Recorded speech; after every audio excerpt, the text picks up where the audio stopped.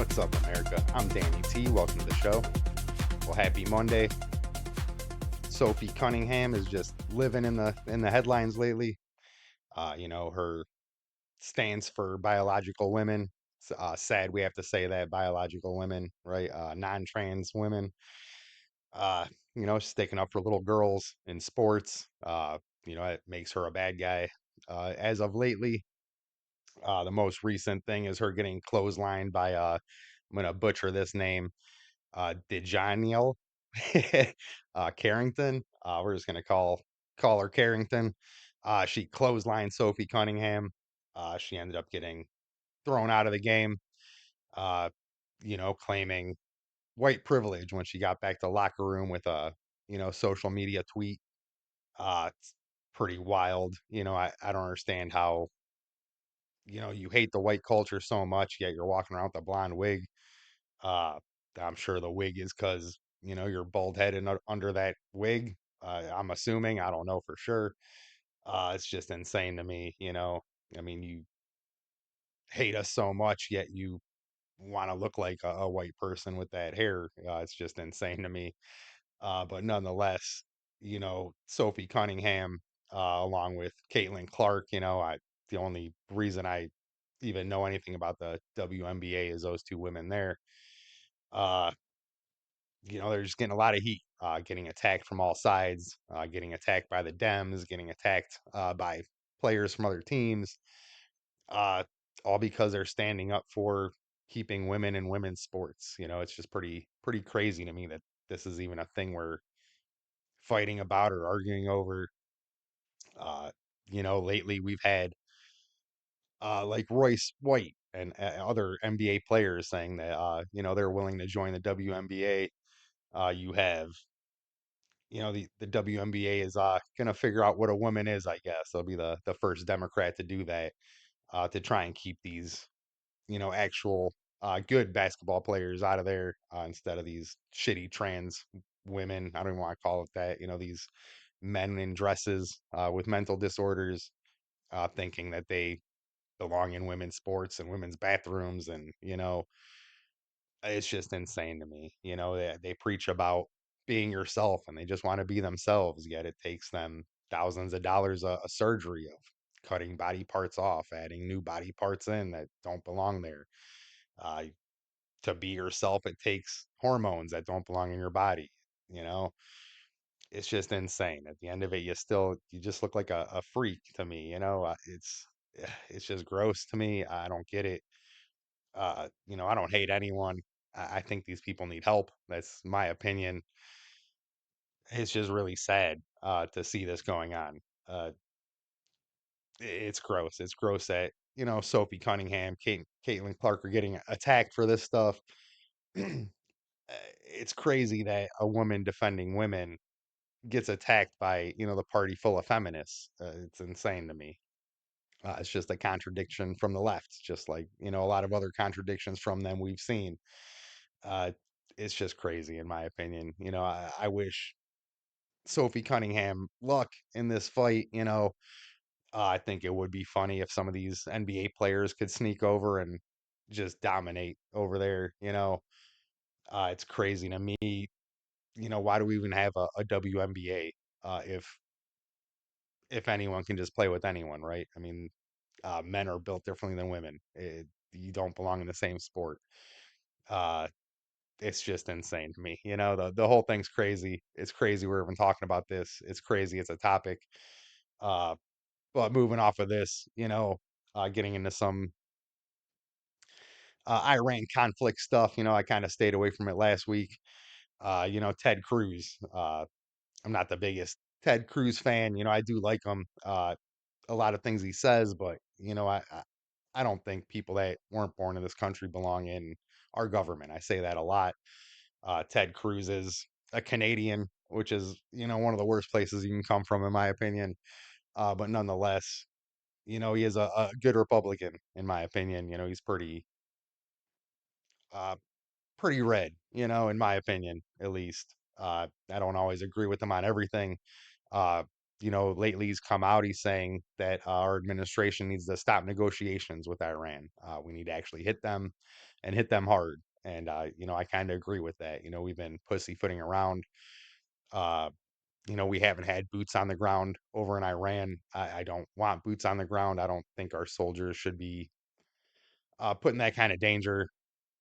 But we really haven't hit them with everything we have. We've done some airstrikes. There's no reason we can't do more.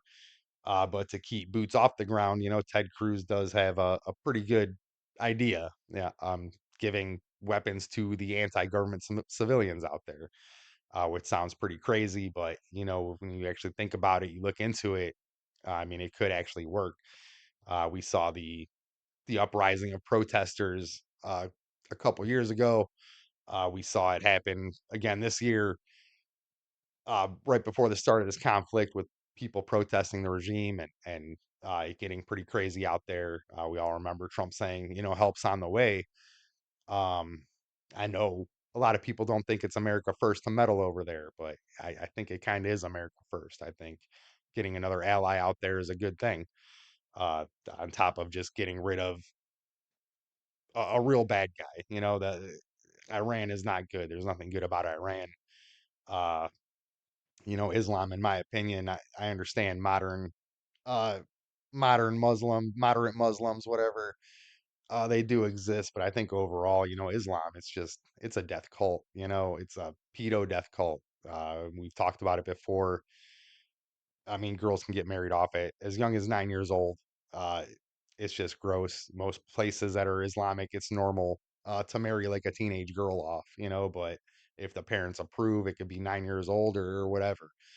I say parents, that's wild. If the father or grandfather approve, women don't have rights out there. Another thing that's crazy to me is, again, just like the trans thing, you have the party of feminists supporting women being oppressed. It's just something I talk about a lot. I feel like I'm beating a dead horse talking about it again, but uh, getting back to Ted Cruz, I think giving uh, the civilians weapons out there is a great idea. I mean, one of the reasons why they're oppressed is because they don't have weapons. You're not allowed to have weapons out there. We've talked how anywhere from 10,000 to 30,000 protesters have been executed just for protesting the regime. They have no way of defending themselves or fighting back against the Ayatollah or the IRGC. They took a poll back in 2024, I think it was. Uh, 70% of people oppose the IRGC over in Iran. Uh, the Iranian people, 70% don't want the IRGC there. 89% of them support democracy as a form of being governed, a form of government. They want democracy out there. They're sick of uh, being told what to do all the time. As I said, women get mutilated, they get raped, they get tortured for just the dumbest things. Sharia law does not fit with the United States. Lately, we see a huge rise of these democratic socialists. We see them winning the midterms on the Democrat side. On top of that, it's all these Muslims taking over. And they call it Islamophobia, but I think there's only one Islamic country that has a Christian in a seat of power. It doesn't really happen around the world in these places. If you're Christian, you get treated like shit, and I think that's going to happen here if we let people like Mamdani take over. I mean, he's just a mayor, and you see him acting like he's some hot shit. Imagine someone with more power. Imagine someone in Congress like Ilhan Omar, the way she acts and her smug face all the time, getting away with fraud and everything else, talking shit about our country. They want to radicalize this and turn it into something it's not. Well, no matter which way you go, if you're looking at the blue side, it's all Islam and democratic socialists. It's communism is what it is. Communism and oppression is what you're looking at from the blue. Um, we do see the answer to that where a bunch of MAGA and America First people are winning on the Republican side. It really is going to be good versus evil. You're always told how important elections are. This one, I think, truly is. I think if Republicans drop the ball on this, and these Democrats start taking over, it's going to be really hard to get our country back, in my opinion. It's going to be hard to get our freedoms. We're going to lose our constitutional rights. We're going to lose a lot. Uh, just looking at the direction the left is going, it's just pretty scary. Um, but again, that's not what we're talking about. Getting back to Iran, uh, I think arming the citizens would be great. They could go in and do it themselves. We don't have to do boots on the ground. They can overthrow their own government that way and get what they want themselves with a little help from us. Um, JD Vance, he disagrees with Ted Cruz. He does want diplomacy. Uh, I have nothing against Vance. I think both of them have a pretty good argument as to why they feel the way they do. Um, but in my opinion, I think the talks should be done. They're not going anywhere. Uh, we're supposed to be in this for a few months and out. It's been a lot longer than that. Granted, we've had a lot of ceasefires and pauses in the conflict, but nonetheless, this has been dragging on a lot. I think it's time to, finish it one way or another. And I don't think peace talks are ever going to work. Uh, they just don't seem to work out in the Middle East. Even when you look at Israel, they just turned down Trump's 15-point plan to, bring peace in Gaza. Uh, I don't, I'm not an Israel supporter. You know, uh, I don't hate Israel. I don't hate the Jews. I just, Israel itself, I don't like the way things are done out there. There's definitely room for talking about problems with Israel. I do think a lot of this is conspiracy and BS, but there's definitely facts and things that Israel does that's bad. I do think the lesser of the two evils is Israel, if we're talking about Islamic nations or Israel. Eh, You know, I always say the whole Middle East in general is just a different world. Um, Nonetheless, he turned down the plan. He doesn't want to pull out until Hezbollah is fully disarmed. Which, in a way, I can't blame BB for that. I do still think BB is a bloodthirsty warmonger, but that's a different story. Um, it's just insane. Israel does get a lot of crap, as I've said before, to call them our greatest ally. It's pretty ridiculous to me, but they are definitely our best ally in the Middle East right now. Um, Nonetheless, the Middle East is wild, but we are gaining other allies out there. On August 7th, Saudi Arabia, Turkey, and Pakistan, they established the Mecca Joint Defense Agreement to stand against Iran strikes and regional proxies out there. It's pretty cool that they're getting together and actually defending themselves a little bit too. I mean, we've been out there kind of on our own, and everyone's been on the fence. Seeing these three nations come together is pretty cool. Saudi Arabia, they have the largest economy in the Middle East right now. Turkey has NATO's second largest army under their belt, and Pakistan is the only Islamic country with a nuke that's out there. We've also heard talks that Egypt may or may not join. They're kind of on the fence, but nonetheless, Pakistan has already sent troops to Saudi Arabia for support, along with jets and drones and defense systems to help defend themselves against Iran and the random strikes that keep going on there. Different countries. Iran just kind of they can't reach us, so they're just attacking everyone around them, like a child throwing a temper tantrum. Another reason I think Iran shouldn't have nukes. Imagine that temper tantrum on a nuclear level. It would be pretty ridiculous in my opinion. Uh, just insane. But on top of this, Saudi Arabia has already joined up the U.S. in airstrikes against Iranian militias, which is pretty cool. That they're finally coming around.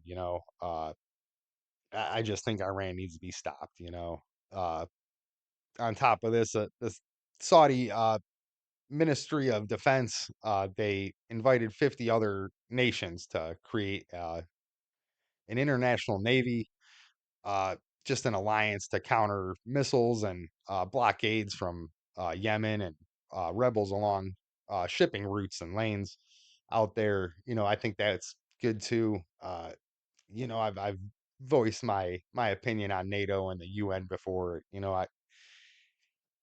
I don't think they're really doing the job they should be doing, especially when we fund a lot of it. So seeing these little alliances fall into place under NATO guidelines, but they're still kind of their own thing.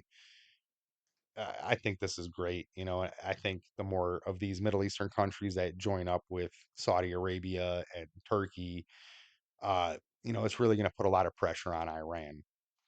Um, I just think all this together, along with Cruz's plan, if we arm the civilians out there, I really don't think Iran has a chance. As I've said, we haven't come nearly close to what we could be doing out in Iran to hit them with strikes.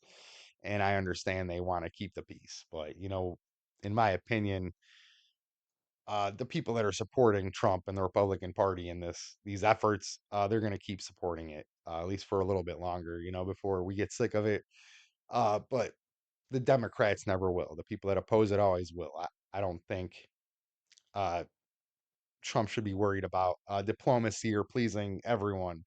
I think the faster this conflict is over, the better, in my opinion. And full on strike and arming the civilians out there, to me, seems like the fastest way, along with Saudi Arabia now in this union they have with all these other countries. I think that's the way to go. Um, but Trump does have another plan. Trump and Scott Bassett, they want to use a pipeline to transport like 50 to 70% of the oil without using the strait. Um, that would kind of hurt Iran in a different way. It would hurt them financially. It'd also take away their power to, hold the strait hostage and holding goods and resources from other countries. And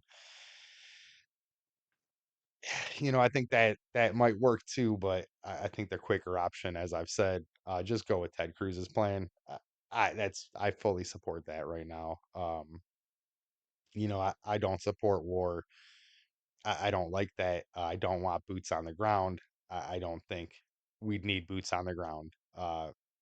Having the citizens do it themselves and us just provide some aerial strikes, I think we could take Iran pretty fast that way, compared to what we've been doing. Because, as I've said, I just don't see us ever coming to an agreement over there. It doesn't seem like any type of peace deal works in the Middle East, no matter who we're talking to or dealing with, in my opinion. But nonetheless, moving off of this, I'd like to talk about Fetterman. John Fetterman, he's a Democrat, but I really don't consider him a Democrat that much anymore. I mean, he's pretty based. He's pretty America first, in my opinion.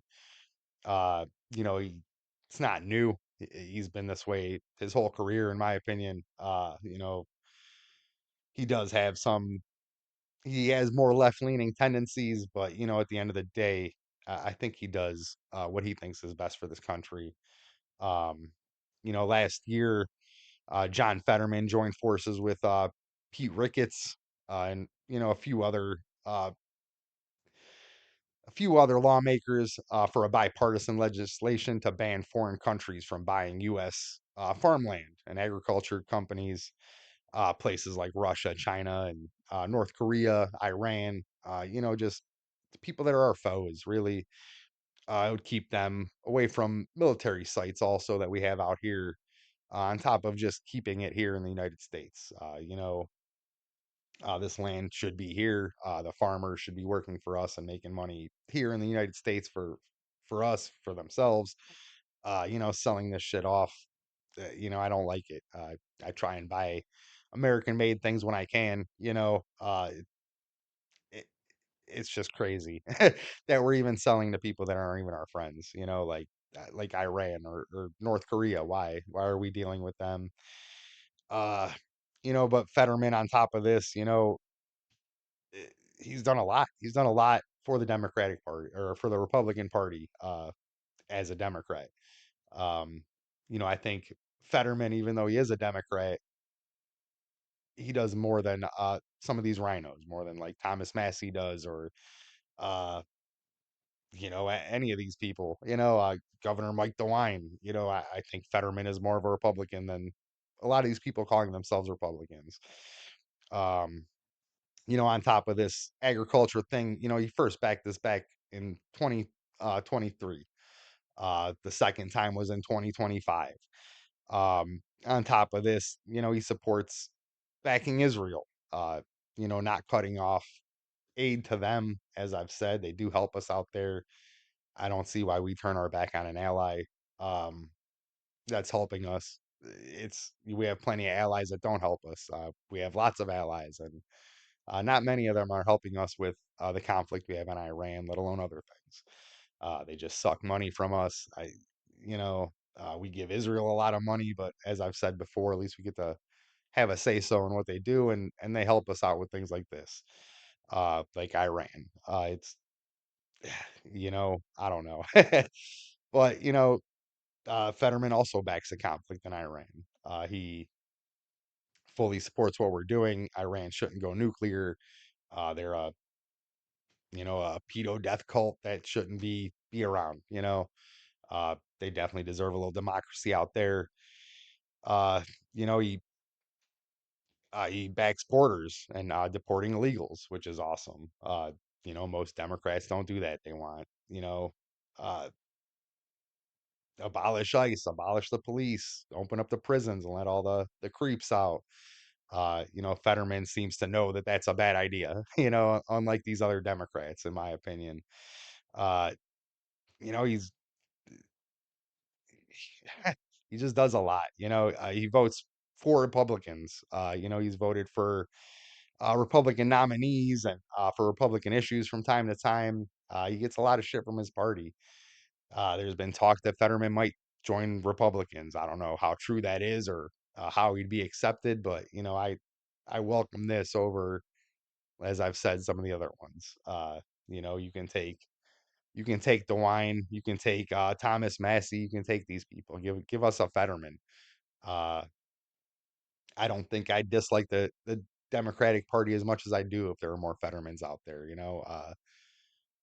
It's just common sense. Some of the things he supports and his party is turning their back on him. I'm interested to see where this is gonna go. You know what I mean? But that's all I got for you today, America. If you like the things I talked about on here, give my channel a like, share, and subscribe. You can follow the Republican Rebuttal podcast on Rumble, on YouTube, on Facebook now. Yeah, it's all I got. I'll see you later, America.